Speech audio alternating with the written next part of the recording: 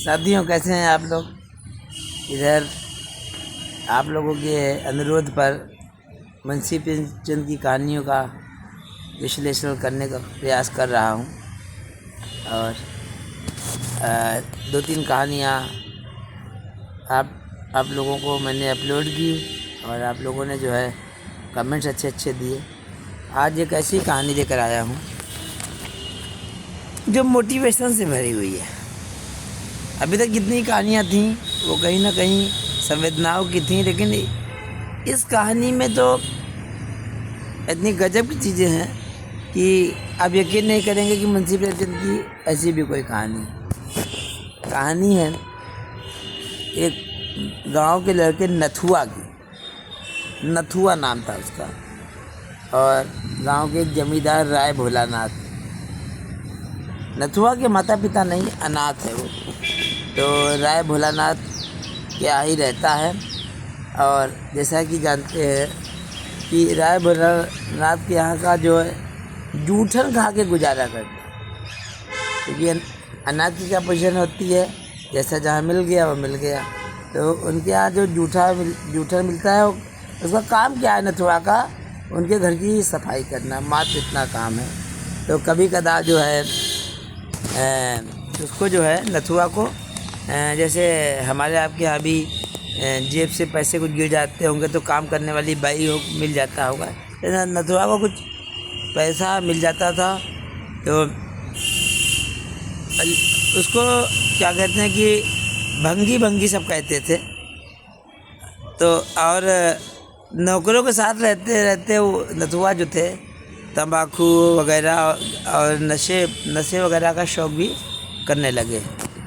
भाई जिसके माता पिता नहीं होते हैं, कोई देखने वाला नहीं होता, तो ऐसे ही लग जाता है, कोई अच्छा बुरा बताने वाला होता ही नहीं। नथुआ तो अभी इसी तरीके से बुरी आदतें पड़ गई। जब वो क्या कहते हैं कि झाड़ू जो लगाता रहता था, उनकी राय साहब जो भोलानाथ की एक लड़की रत्ना, तो वो उसके भी जो है कमरे में झाड़ू यही लगाता है। एक दिन जब वो झाड़ू लगाते उसके कमरे में गया, रत्ना के उनकी लड़की कमरे में, तो उसने उसकी चारपाई देखा और गद्दा देखा और लालच आ गया उसको। काश मुझे लेटने को मिलता, क्योंकि कमरे में कोई नहीं था। तो चुपचाप, जैसे हम लोग ढेर सारे काम हमारे बच्चे जो छुपा के कर लेते हैं, वो उनके पलंग पर लेट गया। 2-3 बार इधर उधर पलट करता रहा, लेकिन अचानक जो है राय साहब किसी काम से कमरे में आए। जाहिर सी बात है कि राय साहब ने देखा होगा, तो क्या प्रतिक्रिया रही, क्या गुस्सा हुआ होगा, हुई डांट के, ये क्या कर रहा था बे। नथुआ कहता, कुछ नहीं तो सरकार। राय साहब कहते, अब तेरी इतनी हिम्मत हो गई कि रत्ना की चारपाई पे सोए, नमक हराम कहीं का, लाना मेरा हंटर। तो हंटर मंगाया और खूब पिटाई की, हंटर से मारा, उसके बाद लातों घूसों से खूब मारा। देखिए कहानी का ट्विस्ट अभी समझ में आएगा, आपको आश्चर्यचकित कर जाएंगे। सुनते रहिए लेकिन पूरा, नहीं तो मज़ा नहीं आएगा। तो क्या कर, इस बीच में इनकी लड़की रत्ना आ गई। जब देखा कि इसके ऊपर कोड़े चल रहे हैं और ये सब, उसको दया आ गई, क्योंकि वो भी इनके साथ जो है थोड़ा बहुत दया रखती थी। रत्ना को राय साहब वाला घमंड नहीं था बिल्कुल भी, उसकी सहानुभूति करुणा एक जनरल थी। बहुत से घरों में माँ बाप को तो बड़ा घमंड होता है, लेकिन बच्चों को नहीं रहता है। रत्ना ठीक वैसी ही थी। तो फिर इसके बाद जो है रत्ना आई गई, दादाजी बेचारा मर जाएगा, अब इस पर दया कीजिए। अपने पिता से कह रही दया कीजिए। तो ऐसे आप कह रहे, क्या कहती हो रत्ना, ऐसे अपराधी भी कहीं क्षमा किए जाते। खैर तुम्हारे कहने पर छोड़ देता हूँ, नहीं तो आज जान लेकर छोड़ता। सुन बे नथुआ, अपना भला चाहता है तो फिर यहाँ ना आना, इसी दम निकल जा, सुअर नालायक, ऐसा डाल के भगा रहे हैं साथी। गजब की कहानी देखी, मेरी तो पसंदीदा कहानियों में। नथुआ भागा घर से और सड़क पर पहुंच गया। थोड़ी देर आगे गया था तो वो जो रत्ना को टीचर पढ़ाती थी इंग्लिश वाली, टमटम कहा जाता था, जो गाड़ी को टमटम पर थी, तो पूछा क्या हुआ। तो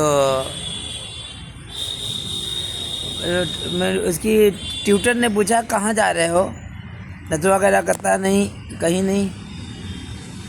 उसकी मैम साहब ने कहा राय साहब क्या फिर जाएगा तो मारा जाएगा, क्यों मेरे साथ नहीं चलता, मिशन में आराम से रहे। आजकल जो हिंदू क्रिश्चियन का कन्वर्जन चलता है, धर्मांतरण, ये उसी समय की देन है, उस समय शुरुआत हुई होगी। देखिए हिंदू, ये इस समय भी जैसे हिंदू आदमी डरता है क्रिश्चियन होने से, तो वो कह रहा है नथुआ कि किरिस्तान तो ना बनाओगी, क्रिश्चियन को, चूँकि अनपढ़ आदमी है, क्रिस्तान कह रहा है। तो मैम कह रही है क्या क्रिस्तान क्या भंगी से भी बुरा है। आजकल जो ईसाई मिशनरियाँ जो है एससी वगैरह के लोगों को क्रिश्चियन बना लेती हैं, तो कह रही क्रिस्तान क्या भंगी से भी बुरा है, ना क्रिस्तान ना बनूँगा। खैर उसके बाद जो है वहाँ वो छोड़कर चला गया। अब एक जगह जाता है, घूमता फिरता, भंगियों का मोहल्ला है। आजकल भंगी शब्द प्रयोग करने पर रोक है संविधान के बाद से, लेकिन उस समय भंगी जो सफाई का काम करते हैं और लैट्रिन वगैरह उठाते हैं, उनको भंगी कहा जाता था। क्योंकि आज अंग्रेज़ों के समय की घटना है, उस समय हमारा संविधान भी नहीं लागू हुआ था, ना ही मौलिक अधिकार थे। तो वहाँ नथुआ जाके भंगियों के मोहल्ले में वो गा बजा रहे थे, नथुआ जाके खड़ा हो गया वहाँ पर और बहुत ध्यान से सुना। तो भंगियों ने पूछा कुछ गाता है। नथुआ कह रहा अभी तो नहीं गाता, पर सिखा दोगे तो गाने लगूंगा। भंगी कह रहा बहाना मत कर, बैठ कुछ गा कर सुना, मालूम तो हो कि तेरा गला भी है या नहीं। गला ही ना होगा तो कोई सिखाएगा क्या। जैसे सब लोग मजाक उड़ाते हैं नए आदमी का, वैसे ही मजाक उड़ा रहे हैं उसको। खैर लेकिन वहीं उनके उस्ताद थे, और टीचर तो टीचर है, टीचर इतना समझ लेता है, वही कहते हीरे की परख जौहरी जानता है। टीचर ने समझ लिया कि इस बंदे में दम है और कुछ करेगा। पारखी नजर थी।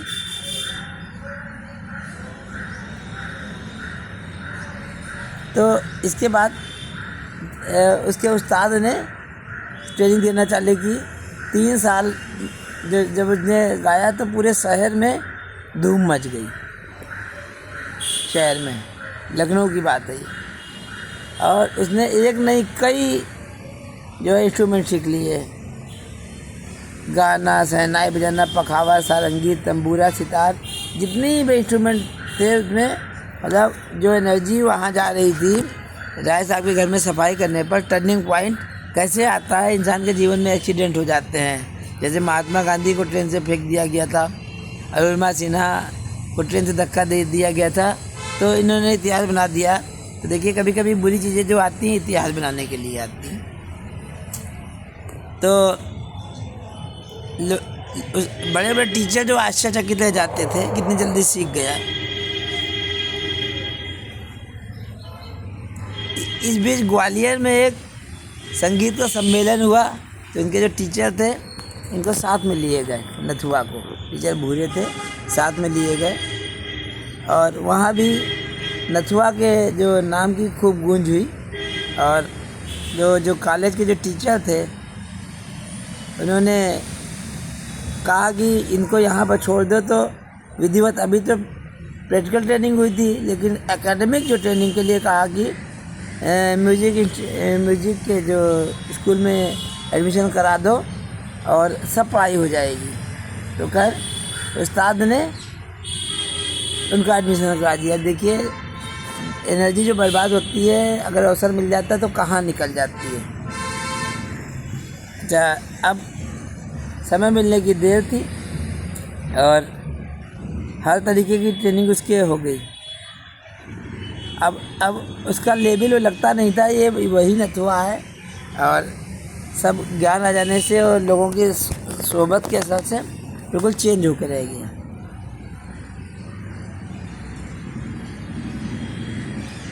और इसके बाद वो विदेश भी गया, विदेश में भी सीखा जाके जर्मनी में सीखा, जो बच्ची कुची कसर थी। जैसे हमारे यहाँ भी कोई डॉक्टर वगैरह जाता है फॉरेन से, इंग्लैंड अमेरिका से होके आता है तो नाम ज़्यादा होता है, वही काम नथुआ का उस समय हुआ। सोचिए साथियों, दौर वही चल रहा है। इटली गए, यहाँ गए, वहाँ गए, तो एक दिन जो इनकी जॉब भी लग गई। अब टर्निंग पॉइंट देखिए, टर्निंग पॉइंट जहाँ से शुरुआत हुई थी और टर्निंग पॉइंट वहाँ से तार जुड़ रहे हैं। खैर, और जो जहाँ लखनऊ से शुरुआत हुई थी, इनको रहने को कंपनी ने वहीं पर उनको आवास दिया। खैर, जब लखनऊ आए तो उनको स्टेशन पर बड़ी भीड़ थी। इसमें क्योंकि विदेश से जो कोई भी आदमी लौटता है तो इंडिया में कितना सम्मान होता है, सब लोग खड़े हुए थे। रत्ना ने भी माला डाला, लेकिन अभी इनको मालूम नहीं है, किसी को कुछ मालूम नहीं है। अब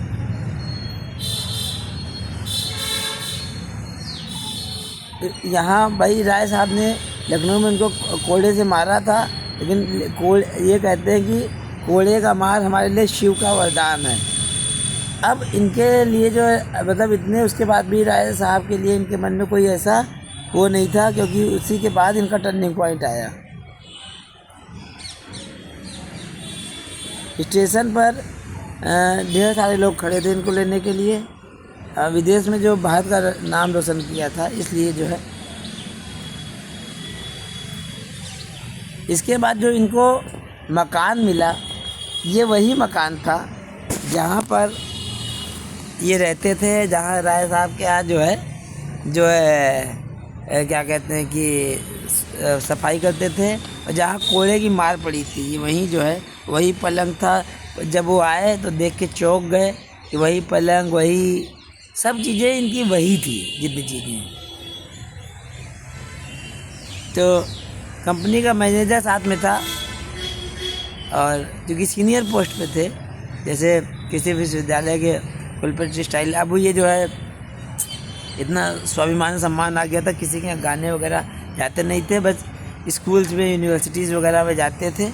और पूछा कि इन्होंने जानबूझ के पूछा मैनेजर से कि मकान किसका है, तो कंपनी के मैनेजर ने कहा एक राय भोलानाथ है, उन्हीं का है।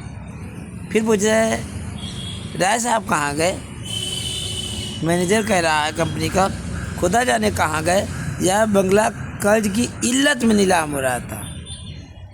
इल्लत में मतलब दुर्व्यसन, कर्ज की इल्लत में। मैंने देखा कि हमारे थिएटर के करीब है, अधिकारियों से खतों किताबत की और इसे कंपनी के नाम खरीद लिया। खतों किताबत मतलब करस्पॉन्डेंस उर्दू वर्ड है। तो कंपनी का मैनेजर बता रहा है, ये यहाँ वार्ता हो रही है, नथुआ का नाम अब हो चुका है नाथूराम, और कंपनी में अपॉइंट हो चुके हैं, और अब पुराने वाले नथुआ से नाथूराम हो चुके हैं, कोई नहीं जानता। तो आचार कह, तो फिर मेरे कंपनी के मैनेजर ने सब बता दिया। तो खैर शाम को ये पूछ रहे हैं, एक आदमी से पूछा, क्यों जी उस्ताद घूरे का भी हाल जानते हैं, उनका बहुत नाम सुना है, यहाँ का हाल खबर ले रहे हैं, जानते सब हैं। तो वो आदमी क्या बता रहा है, खुदाबंद उनका हाल ना पूछिए, शराब पीकर घर आ रहे थे, रास्ते में बेहोश होकर गिर पड़े। उधर से एक मोटर लारी आ रही थी, ड्राइवर ने देखा नहीं, लारी उनके ऊपर से निकल गई। सुबह को लाश मिली। खुदाबंद अपने फन में एक था, उसकी मौत से लखनऊ वीरान हो गया। उस्ताद घूरे इनके टीचर थे, और लखनऊ में अब ऐसा कोई नहीं रहा जिस पर लखनऊ का घमंड हो। नथुआ नाम के एक लड़के को उन्होंने कुछ सिखाया था, उससे हम लोगों को उम्मीद थी कि उस्ताद का नाम जिंदा रखेगा। देखिए अपने बारे में जो है सुन रहे हैं, पर वह यहाँ से ग्वालियर गया, फिर पता नहीं कहाँ गया। हाल चाल ले रहे हैं, रिएक्शन की क्या, वो सोच रहे हैं कि कोई मुझे पहचान ना ले और खुल ना जाए। अब जो इतना उस कंडीशन में रहा था, गरीबी बेचारी में, हमेशा मन में अंदर डर बना रहता है। सब कॉन्शियस माइंड में पर्सनालिटी का डेवलपमेंट उसकी हो ही नहीं पाता है कभी। एक तो गरीब, नीची जाति का, तो ये है एक परिवेश जो पहले था। खैर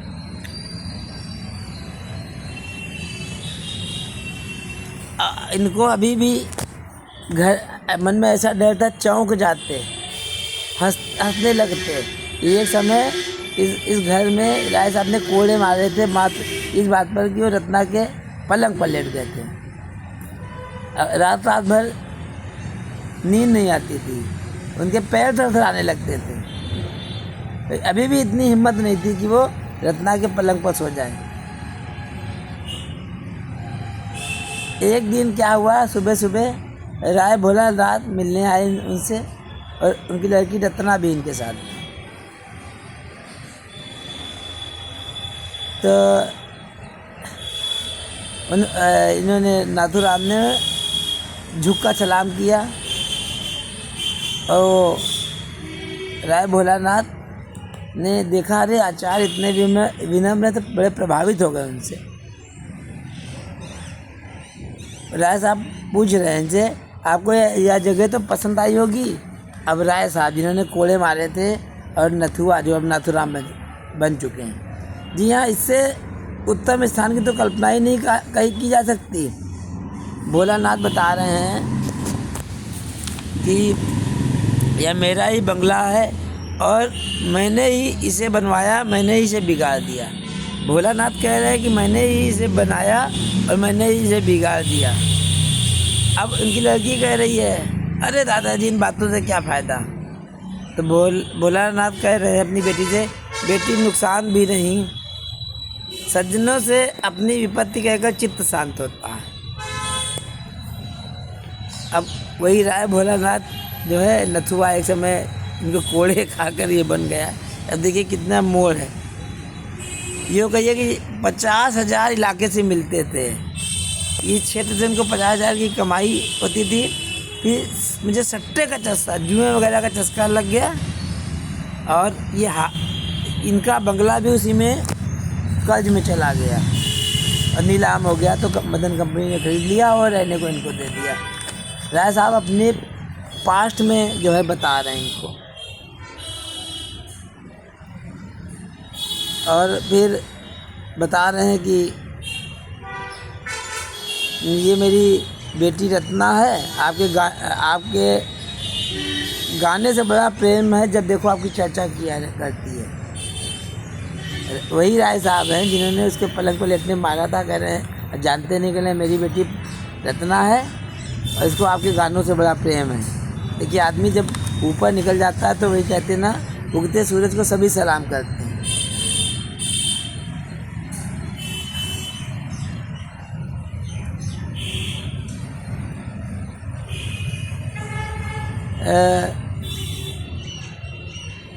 रत्ना कह रही है, क्षमा कीजिएगा पिताजी, उस घाटे के कारण कुछ अव्यवस्थित चित्त से हो गए हैं। वह आपसे प्रार्थना करने आए हैं, यदि आपको आपत्ति ना हो तो कभी कभी बंगले को देखने आया करें। अब ये देखिए, कभी गाड़ी नाव पर, कभी नाव गाड़ी पर, जो उनका बंगला था। अब रिक्वेस्ट कर रहे हैं, उसकी लड़की रिक्वेस्ट कर रही है कि अगर दिक्कत ना हो तो इस बंगले को देखने आया करें। इस पर कभी बड़ा घमंड था, घमंड कभी ना कभी फूट जाता है, ये भी समझने की ज़रूरत है। फिर नाथूराम, पुराने वाले नथुआ, कह रहे हैं इसमें पूछने की ज़रूरत नहीं है, घर आपका, जिस वक्त जी चाहे शौक़ से आए। कह रहे हैं जब इच्छा हो शौक़ से आए। देखिए एक विनम्र आदमी विनम्र होता है और वैसा आदमी वैसा होता है।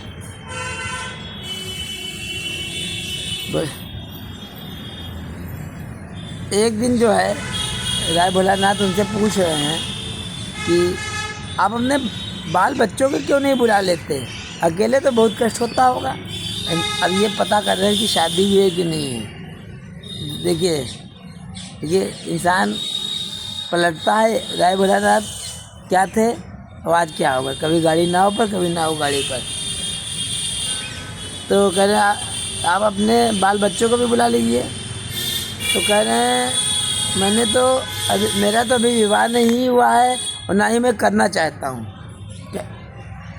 तो फिर राय भोलानाथ कह रहे क्यों, विवाह से आपको क्या द्वेष है, विवाह से क्या द्वेष है। तो आचार्य कह रहे कोई विशेष कारण नहीं, इच्छा ही तो है। भोलानाथ पूछे आप ब्राह्मण है, आप ब्राह्मण है पूछ रहे हैं। देखिए तब आज भी जाति प्रथा शादी करते हैं, तब भी चलता था और तभी से चला आ रहा है, निरंतर चला आ रहा है। खैर तो अच्छा आचार्य जी का रंग उड़ गया। बोले यूरोप की यात्रा के बाद वर्णभेद नहीं रहा, जन्म से चाहे जो कुछ हो, कर्म से तो शूद्र ही हो। कर्म से शूद्र बता रहे। अब देखिए विदेश से कोई आ जाता है, आज भी कोई भौकाली आदमी तो लड़की की शादी वादी के लिए जाति धर्म नहीं पूछता है। ये परंपराएं तभी से चल रही हैं। भोलानाथ कर आपकी नम्रता को तो धन्य है, संसार में ऐसे सज्जन लोग भी पड़े हुए हैं, मैं भी कर्मों से ही वर्ण मानता हूँ। नम्रता, शील, विनय, आचार, धर्मनिष्ठा, विद्या, प्रेम, यह सब ब्राह्मणों के गुण हैं और मैं आपको ब्राह्मण ही समझता हूँ। वही उनका नथुआ जिसको वो जानते नहीं हैं, जो इतना पढ़ लिख गया है, विदेश होके आया है, अब उसी के रंग में रंग रहे हैं। पूछ रहे क्षमा कीजिएगा आपके माता पिता। अब अच्छा मेरे माता पिता तो आप ही हैं, जन्म किसने दिया या मैं स्वयं नहीं जानता, बहुत छोटा था उनका स्वर्गवास हो गया। राय साहब कह रहे हैं आज वह जीवित होते तो आपको देखकर उनकी गज भर की छाती होती है, ऐसे सपूत बेटे कहाँ होते हैं। देखिए कहाँ एक एक्सीडेंट जो कोड़े मार के निकाला था, लात मार के, तो मूवमेंट ऐसा आया। कभी कभी विपरीत परिस्थितियाँ भी इंसान को ऊंचाइयों पर ले जाती है। देखिए इसके बाद रत्ना कागज लेके आई। आचार्य वो कह रही है नाथुराम के लिए, आचार्य काव्य रचना भी करते हैं, इनकी मैं एक बार उठा लाई हूँ। सरोजिनी नायडू के सिवा ऐसी कविता मैंने और कहीं नहीं देखी। रत्ना जो है वो पढ़ी लिखी है, BA पास है। अब देखिएगा अभी अब दोनों में इलू इलू हो गया है। रत्ना और नाथुराम इलू इलू चल रहा है, आपस में कह नहीं पा रहे हैं। इनके पिता बीच में है, प्रोटोकॉल तो दिखाइए। वह चूँकि ये आचार्य भी अब बड़े भौकाली आदमी थे, विदेश से होके आए हैं। अब ये सोच रहे हैं कि असलियत ना खुल जाए। सोच रहे हैं अगर असलियत अगर खुल गई तो हमेशा के लिए जो है मना कर देगी, क्योंकि पुराने समय का नथुआ है, दिल में डर तो होता ही है, चोर तो होता ही है। जाति बंधन तब भी था, आज भी है।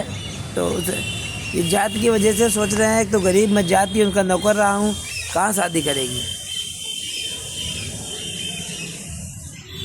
और उधर राय साहब जो है रोज़ आने जाने लगे और रत्ना ने आना जाना बंद कर दिया।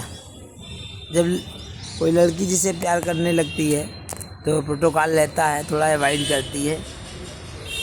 तो एक दिन राय साहब ने कहा कि विवाह की तिथि निश्चित कर लेनी चाहिए, सीधे अटैक। विवाह की तिथि निश्चित कर लेनी चाहिए। इस लग्न में मैं इस ऋण से उर्री हो जाता हूँ। उनका कहना है कि विवाह की तिथि निश्चय कर लो और मैं इस ऋण से, मतलब रत्ना वाले ऋण से उर्री, मतलब मैं मुक्त हो जाना चाहता हूँ। अब आचार्य ने समझ तो गए थे, लेकिन कहना कैसी तिथि। राय साहब मेरी अवस्था तो आपको मालूम ही है, कुछ कन्या के सिवा और किसी योग्य नहीं है, रत्ना के सिवा और कौन है जिसके लिए उठा रखता। आप रत्ना को आप स्वयं जानते हैं, आपसे उसकी प्रशंसा करनी व्यर्थ है। वह अच्छी है या बुरी, उसे आपको स्वीकार करना पड़ेगा। अब देखिए, एक समय क्या हालत थी, आप कह रहे हैं कि रिक्वेस्ट कर रहे हैं अपनी लड़की के विवाह के लिए नाथूराम से। इनको मालूम नहीं है नाथूराम है, और चूँकि उनकी नज़र में तो विदेश से, इंग्लैंड, जर्मनी से पढ़ के आया हुआ कोई आदमी है, ये रिक्वेस्ट कर रहे हैं।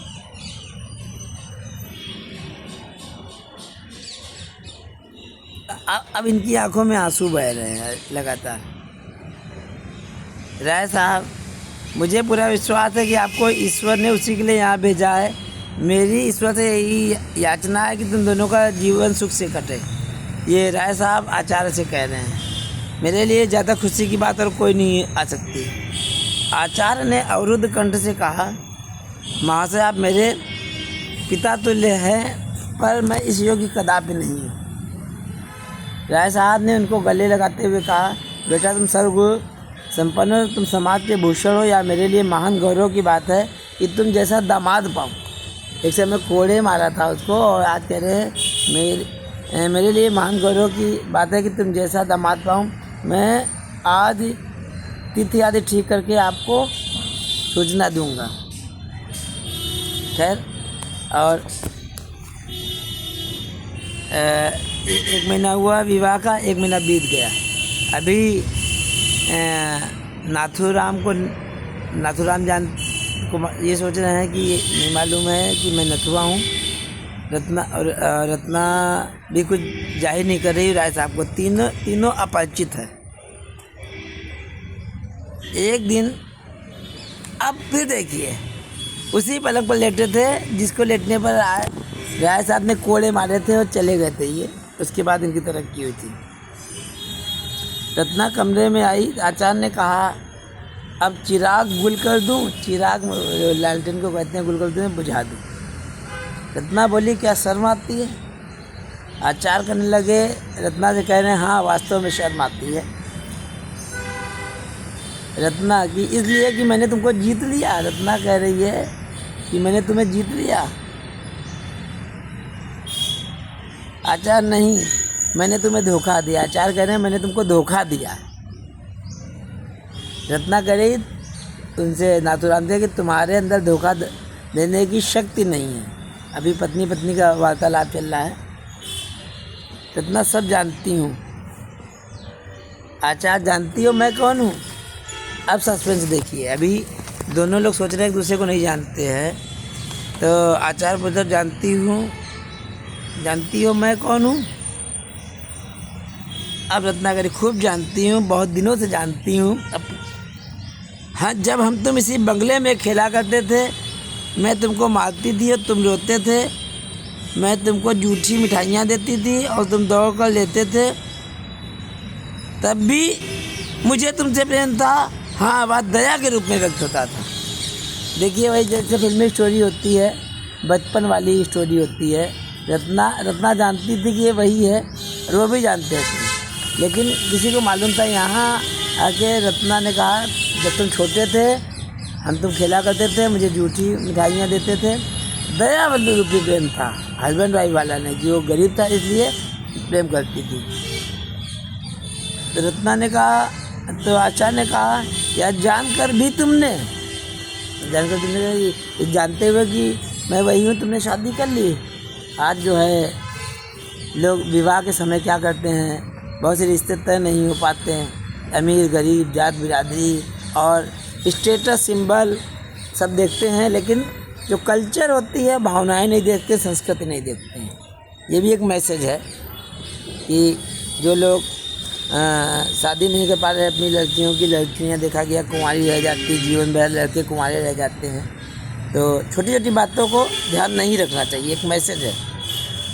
जब आचार्य पूछ रहे हैं कि आचार्य कह रहे हैं ये वही चारपाई है, वही इसको दिखा रहे हैं, और मैं घाटे में।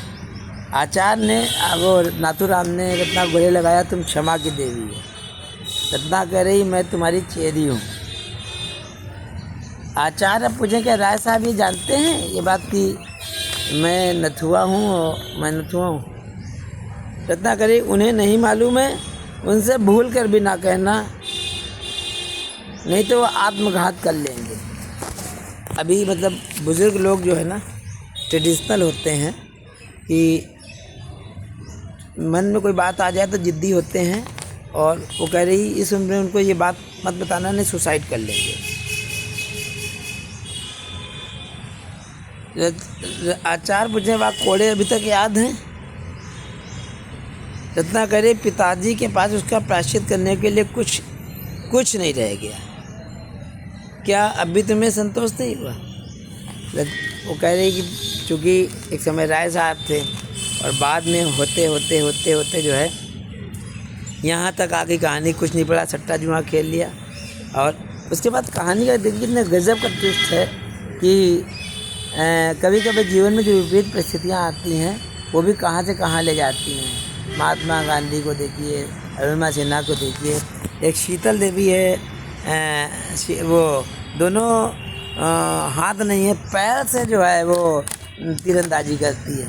तो कभी कभी भगवान ऐसी जो है दुर्घटनाएं पैदा कर देता है, उसके बाद एक नया जीवन शुरू हो जाता है। तो यही कहानी का मोड़ है। नथुआ से नाथूराम बन गए और राय साहब जिन्होंने कोड़े मारे थे और क्या कहते हैं उन्होंने रिक्वेस्ट करके शादी करवाई। साथियों, कैसी भी परिस्थितियाँ आए तो हमें हार नहीं मानना चाहिए। आचार्य वो क्या कहते हैं साइंटिस्ट कलाम साहब ने कहा है मनुष्य को कठिनाइयों की आवश्यकता होती है, सफलता का स्वाद उठाने के लिए ज़रूरी है। मिलता हूँ। जय हिंद, वंदे मातरम, भारत माता की जय।